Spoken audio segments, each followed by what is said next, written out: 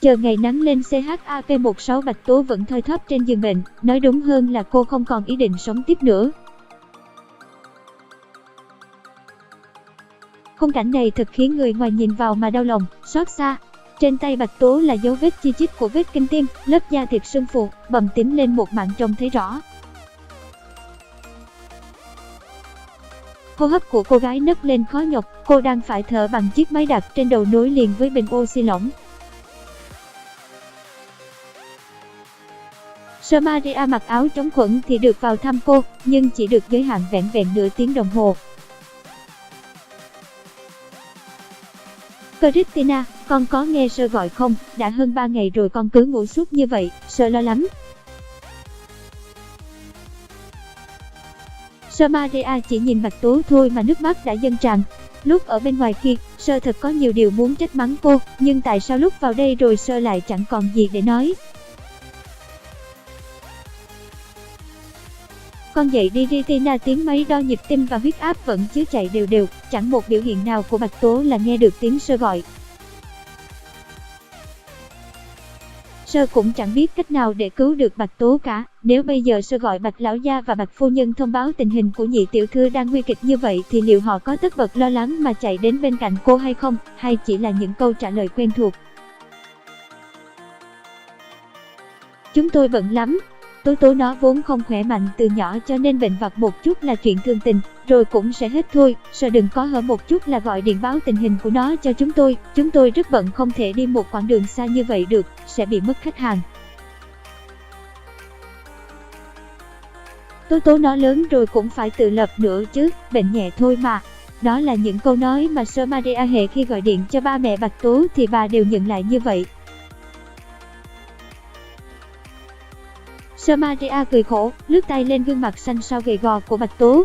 Chỉ còn không đầy 1 tháng nữa là chị hai của con cử hành hôn lễ với Thượng Ninh, nếu bây giờ Sơ gọi họ, thì chắc họ cũng không quan tâm đến con đâu con ạ. Christina khổ thân con quá. Sơ Maria ngồi xuống ghế cạnh chiếc giường, bà gục đầu trên tay Bạch Tố, sau đó khóc nức nở. Sao cùng là con gái của Bạch gia mà số phận lại khác xa nhau thế này? Chú ơi, người mau xuống đây mà xem cô bé này đang đau khổ. Nó rất cần người dìu dắt. 3 ngày, 4 ngày, 1 tuần cũng trôi qua. Suốt những ngày Bạch Tố nằm viện chỉ có Sơ Maria và chị Liên Hoa đến trông nom, mọi người trong nhà thờ cũng không ai biết tin tức cô bị bệnh nặng như vậy. Chị Liên Hoa và Sơ Maria thay phiên nhau túc trực bên giường bệnh của Bạch Tố vào ban sáng, nhưng vào đêm khuya thì chỉ còn cô ở lại một mình, Bạch Tố vẫn luôn cô đơn, luôn một mình như thế. Viện phí của Bạch Tố và tiền thuốc thang đã lên đến hàng ngàn đô la. Việc này không khiến Sơ Maria lo lắng, điều Sơ lo là tình trạng của cô thôi.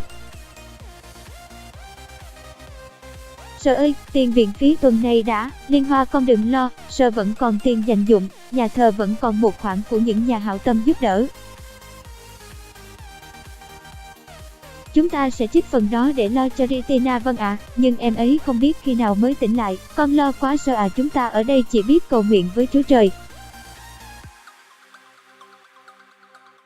Xin người thương xót con bé tội nghiệp em ấy, từ nhỏ đã bị ba mẹ và chị hai ruồng bỏ, đến khi có được một người để yêu thì anh ấy lại là anh rể của mình. Liên Hoa nước mắt nấc lên từng tiếng, chẳng biết ông trời nghĩ gì mà khiến một người như em ấy phải chịu khổ sở đến như vậy. Từ nhỏ đến lớn đã chịu thiệt thòi khiếm khuyết. Khi tưởng chừng hạnh phúc đã đến thì hóa ra lại là tai ương. Sơ Maria cùng Liên Hoa ôm nhau khóc, họ khóc đau thương cho thân phận bạc bẽo của Bạch Tố. Họ khóc vì dòng đời quá vô tình, ba mẹ của cô thì bận rộn lo cho đám cưới của Bạch Thủy, còn cô đang nguy kịch thì họ lại chẳng thèm biết gì. Tố sẽ đến dự đám cưới của chúng ta chứ? Thượng Ninh cất giọng hỏi Bạch Thủy khi cô ta đang xem album hình cưới vừa chụp xong ngoại cảnh vào tuần trước.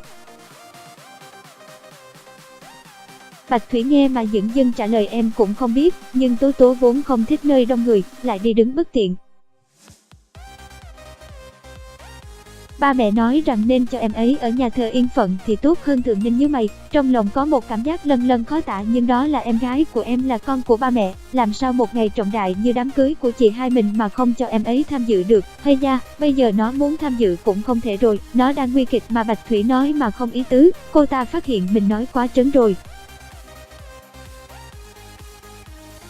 Sợ Thượng Ninh phát hiện Tố Tố bệnh nặng sẽ chạy đến tìm nó mà bỏ mặc cô ta lo lắng rút lời nói và xoay sang chủ đề khác. Anh xem tấm này thế nào, em sẽ đặt làm hình chính thức nhé Bạch Thủy. Em vừa nói Tố Tố đang nguy kịch, rốt cuộc chuyện này là sao? Bạch Tố bị gì rồi, có chuyện gì xảy ra với em ấy? Hết C16.